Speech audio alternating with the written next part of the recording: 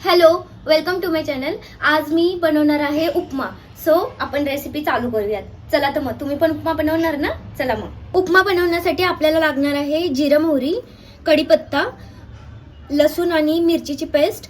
त्याच्यानंतर हा आहे कांदा, ही आहे कोथिंबीर, हा आहे रवा. मी आता हा रवा मस्तपैकी असा लालसर असा भाजून घेतलेला आहे. कढईमध्ये तेल घेतलेलं आहे, त्यामध्ये आता मी जिरं टाकतेय. जिरं, मोहरी, त्यानंतर फुलून द्यायची चांगली. त्यानंतर कढीपत्ता टाकून घ्यायचा. त्यानंतर लसूण आणि मिरचीची पेस्ट. त्यानंतर कांदा टाकायचा आणि मस्तपैकी असं हलवून घ्यायचं हे.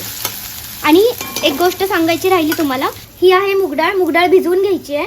त्यामुळं उपमाला अजून जास्त टेस्ट येते आणि क्रंची बनतो. मूग डाळ टाकायची आता आपण ह्याच्यामध्ये आणि हलवून घ्यायचं मस्तपैकी. आता हे थोडंसं परतून घ्यायचं व्यवस्थित असं. यामध्ये थोडंसं असं मीठ टाकायचं आणि हलवून घ्यायचं. मला आता मस्तपैकी परतून घेते.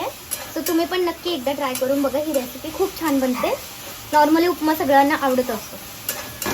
हे आता मस्तपैकी परतून झालेलं आहे. यामध्ये आता मी पाणी टाकणार आहे. तर पाणी टाकायचं आपल्याला याच्यामध्ये. ते मी पाणी टाकलेले. कोथिंबीर टाकायची. हे आहे लिंबाचा थोडासा असा रस टाकायचा आपण ह्याच्यात. जास्त नाही टाकायचं, थोडंसं टाकायचं आणि एकदा हलवून घ्या मस्तपैकी. आता उकळी येऊ द्या. पाण्याला चांगली उकळी आलेली. आपण जी फोडणी दिली होती त्याला मस्तपैकी अशी उकळी आलेली. आपण त्याच्यामध्ये आता रवा टाकणार आहोत. घेतली आहे कारण व्यवस्थित असं हलवता येईल.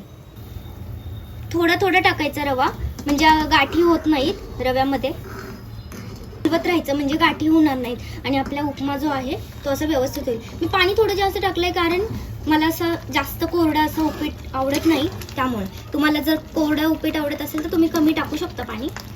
आणि आता हे मस्त उकळून द्यायचं. फायनली आपला हा उपमा तयार झालेला आहे. आता इथे मस्तपैकी वाफलला गेलेला आहे. आता मी सर्व करते प्लेटमध्ये. मी सर्व करते उपमा. तुम्ही पण एकदा नक्की ट्राय करा. खूप छान लागतो हा उपमा. मम्मी उपमा झाला का? झाला. फायनली वेटिंग खतम. आता हा उपमा मी प्लेटमध्ये घेतलेला आहे.